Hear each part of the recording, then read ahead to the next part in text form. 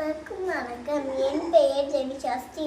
நான் யூகேஜி படிக்கிறேன். திருக்குறள் அதிகாரம் 1.